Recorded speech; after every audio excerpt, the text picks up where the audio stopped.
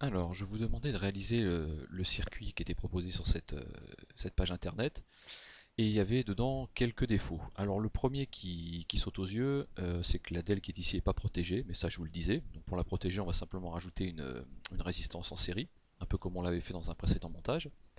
Et puis, alors il y a quelque chose, là il faut aller regarder dans le code, c'est une vraie erreur, hein, par contre, du code.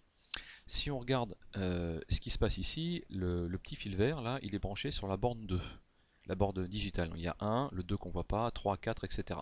Donc on comprend que c'est la borne 2. Par contre, quand on va aller regarder dans le code, on comprend que euh, la broche, pin c'est la broche, hein, qui est connectée, on nous dit que c'est la 3.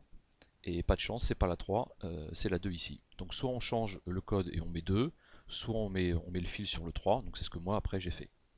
Donc première chose à changer, une résistance en série et puis l'erreur du fil. Alors on va aller directement voir ce que ça donne. Donc j'ai rajouté moi en série déjà une petite résistance de 220 ohms comme on l'avait fait sur un montage précédent.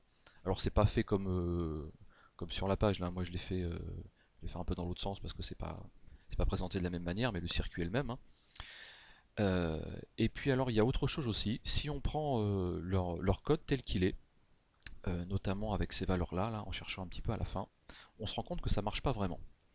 Alors il faut aller comprendre un peu ce que veut dire cette fonction là. Donc ça c'est un petit peu plus subtil. Donc là je suis allé voir dans la référence d'Arduino, hein, où il y a toutes les fonctions, on vous explique ce que c'est. Donc cette fonction map, donc map ça voudrait dire cartographier. Alors si je veux le dire en français plus simple, ça fait en fait une sorte de proportionnalité. Alors je vais vous montrer sur un exemple en fait ce qu'elle fait. Donc l'exemple c'est celui-ci.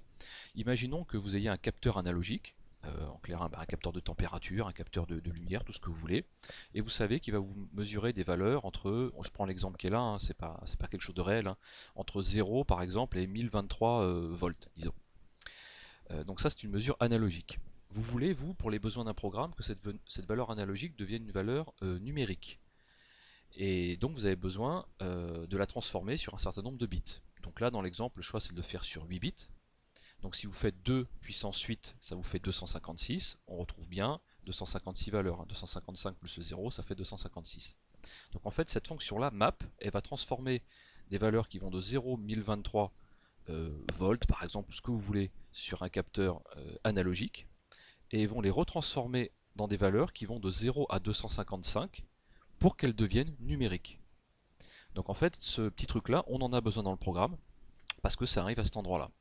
Et on se rend compte que si on laisse 0,500, bah ça marche pas.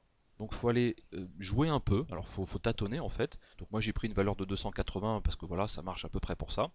Donc je vais lancer la simulation puis on va regarder ensemble. Donc en cliquant sur la photorésistance, je vous rappelle le principe du circuit, hein, c'est en plein jour ça coupe la DEL, donc on va vérifier que si je me mets en pleine lumière ça la coupe, donc ça fonctionne. Et si je me mets dans l'obscurité, j'allume la lumière. Ça fonctionne. Alors ça, pourquoi on est obligé de changer cette petite valeur? Bah parce qu'on a rajouté une résistance. S'il n'y avait pas eu de résistance, ça aurait peut-être mieux fonctionné, mais dans ce cas-là, la DEL n'était pas protégée et elle aurait pu griller. Donc on a fait un petit aménagement pour que ça fonctionne tout de même. Donc au final, il y avait quand même deux ou trois choses à faire, hein. Déjà, le branchement là qui était indispensable, sinon ça ne fonctionnait pas. Ensuite, protéger la DEL, qui n'est pas complètement indispensable, parce que sinon le circuit fonctionne quand même, mais c'est mieux dans la réalité, ça vous évite tout de même de la griller.